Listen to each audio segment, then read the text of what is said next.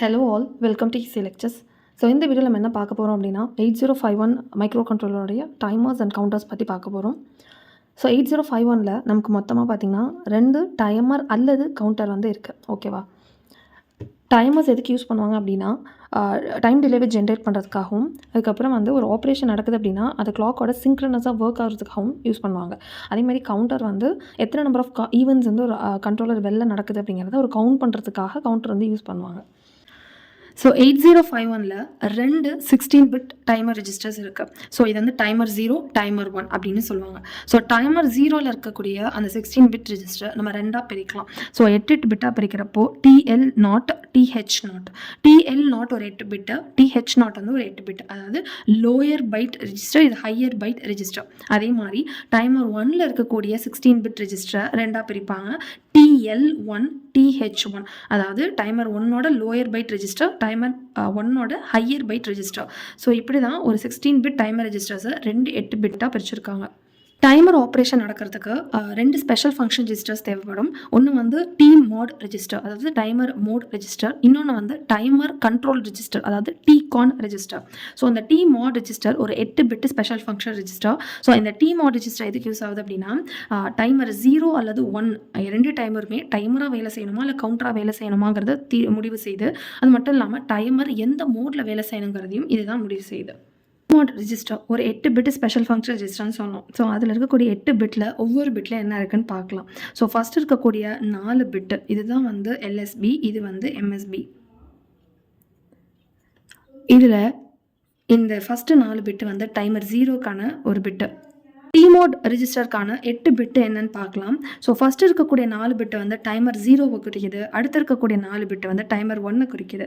So வந்து timer 0 என்ன மோடில் வேலை செய்யணுங்கிறத M0, M1 இந்த 2 பிட்டுகளும் முடிவு பண்ணுது. அதே மாதிரி டைமர் 0 கவுண்டராக வேலை செய்யணுமா இல்லை டைமராக வேலை செய்யணுமாங்கிறத இந்த பிட்டு முடிவு பண்ணுது. இந்த பிட்டு வந்து ஹார்ட்வேர் கண்ட்ரோலா இல்லை சாஃப்ட்வேர் கண்ட்ரோலா, அதாவது டைமர் வந்து ஆன் ஆகிறதுக்கான ஒரு பிட்டு வந்து இந்த பிட்டு. ஸோ இது வந்து மோட்ஸ் ஆஃப் டைமர் கவுண்டர் அப்படின்னு சொல்லிட்டு ஒரு டாபிக் வரப்போ இதை நீங்கள் பார்க்கலாம்.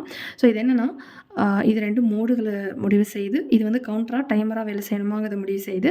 ஸோ இது வந்துட்டு டைமர் வந்து ஆன் ஆகிறதுக்கான ஒரு பிட்டு. இது சாஃப்ட்வேர் கண்ட்ரோலில், அதாவது நம்ம ப்ரோக்ராம் பண்ணுறது மூலமாக டைமர் ஆன் பண்ணலாமா இல்லை ஹார்ட்வேர் கண்ட்ரோல் மூலமாக நம்ம வந்து ஆன் பண்ண போகிறோமாங்கிறத இந்த பிட்டு முடிவு செய்யுது.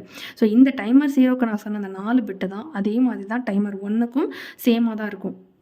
ரெஜிஸ்டரில் இருக்கக்கூடிய M0, M1 இந்த 2 பிட்ஸ் பற்றி தான் இப்போ பார்க்க போகிறோம். ஸோ இந்த 2 பிட்டுமே பார்த்தீங்கன்னா 00 இருந்துச்சுன்னா அது வந்து மோட் 0, அதாவது அப்போ டைமர் வந்து பார்த்தீங்கன்னா உங்களுக்கு 13 பிட் டைமர் அல்லது கவுண்டராக வேலை செய்யும். அதே மாதிரி பார்த்தீங்கன்னா 01 இருந்துச்சுன்னா அது மோட் 1, அது வந்து 16 பிட் டைமர் அல்லது கவுண்டராக வேலை செய்யும். அதே மாதிரி 10 இருந்தால் மோட் 2 வந்துட்டு ஒரு 8 பிட் ஆட்டோ ரீலோட் டைமர் கவுண்டராக வேலை செய்யும். அதே மாதிரி மோட் 3ல் 2 பிட்டுமே வந்து 1 இருக்கணும். அப்படின்னா வந்து ஸ்பிளிட் டைமர் மோட்னு அது சொல்லுவாங்க. அது ஒரு 8 bit split timer mode. And வந்து அதில் டைமர் 0 மட்டும்தான் வேலை செய்யும், டைமர் 1 இந்த மோடில் வேலை செய்யாது. ஸோ நெக்ஸ்ட் என்னென்னா C அல்லது T பார். அந்த பிட் என்னென்னா C அல்லது T பார் இந்த பிட்டு வந்து 0வாக இருந்துச்சு அப்படின்னா டைமர் வந்துட்டு டைமர் ஆப்ரேஷன் தான் நடக்கும். அதே மாதிரி இந்த பிட் வந்து 1ஆக இருந்துச்சுன்னா கவுண்டராக தான் அது வேலை செய்யும். நெக்ஸ்ட்டு வந்துட்டு கேட் பிட்டு வந்துட்டு 1ஆக இருந்துச்சு அப்படின்னா ஹார்ட்வேர் கண்ட்ரோலில் இது ஆன் ஆகும். அதே மாதிரி 0வாக இருந்துச்சுன்னா சாஃப்ட்வேர் கண்ட்ரோல் அப்படின்னு சொல்லுவாங்க. ஸோ டைமரோட நெக்ஸ்ட்டு ஸ்பெஷல் ஃபங்க்ஷன் ரெஜிஸ்டர் வந்து TCON ரெஜிஸ்டர். இது ஒரு 8 bit special function register. So இது வந்து டைமரோட ஆப்ரேஷன்ஸ் எல்லாத்தையுமே கண்ட்ரோல் பண்ணும். அதாவது டைமரை ஸ்டார்ட் பண்ணுறது, ஸ்டாப் பண்ணுறது, இந்த ஆப்ரேஷன்ஸ் எல்லாத்தையுமே இது கண்ட்ரோல் பண்ணும். நெக்ஸ்ட் என்னென்னா எக்ஸ்டர்னல் இன்ட்ரப்ட்ஸோடைய ஃப்ளாக்ஸையும் இதாக கண்ட்ரோல் பண்ணும். ஸோ இதில் இருக்கக்கூடிய LSB, அதாவது 0th பிட் வந்து இது, TF1 அப்படிங்கிறது தான் MSB. ஸோ நெக்ஸ்ட் என்னென்னா TF1, TF0னா டைமர் 1ஓட ஓவர்ஃப்ளோ ஃப்ளாக், டைமர் 0ஓட ஓவர்ஃப்ளோ ஃப்ளாக். அதாவது TFனா டைமரோட ஓவர்ஃப்ளோ ஃப்ளாக். அதே மாதிரி TR0, TR1னா டைமர் 0ஓட ரன் கண்ட்ரோல் பிட், டைமர் 1ஓட ரன் கண்ட்ரோல் பிட். அதாவது என்னென்னா இந்த பிட்டுக்கான ஃபுல் ஃபார்ம் வந்து இங்கே கொடுத்துருக்கோம். சரி, என்னென்னா டைமர் ஸ்டார்ட் ஆகணுமா ஸ்டாப் ஆகணுமா அப்படிங்கிறத, இந்த ஸ்டார்ட் ஆகிடுச்சு இல்லை ஸ்டாப் ஆகிடுச்சு அப்படிங்கிறத இந்த பிட்ஸ் மூலமாக நம்ம தெரிஞ்சுக்கலாம்.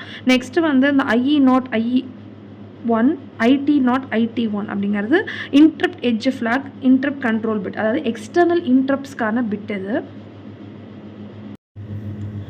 ஸோ டைமரோட 2 special function registers TMOD and TCON இந்த வீடியோவில் பார்த்தோம். ஸோ இந்த வீடியோ உங்களுக்கு புரிஞ்சிருக்குன்னு நினைக்கிறேன். உங்களுக்கு புரிஞ்சிருந்துச்சு, யூஸ்ஃபுல்லாக இருந்துச்சு அப்படின்னா உங்கள் ஃப்ரெண்ட்ஸுக்கும் ஷேர் பண்ணுங்கள். அண்ட் இது மாதிரி நிறைய யூஸ்ஃபுல்லான வீடியோஸ் பார்க்கறதுக்கு ஈஸியாக லெக்சர்ஸை சப்ஸ்கிரைப் பண்ணி வச்சுக்கோங்க. தேங்க்யூ ஃபார் வாட்சிங்.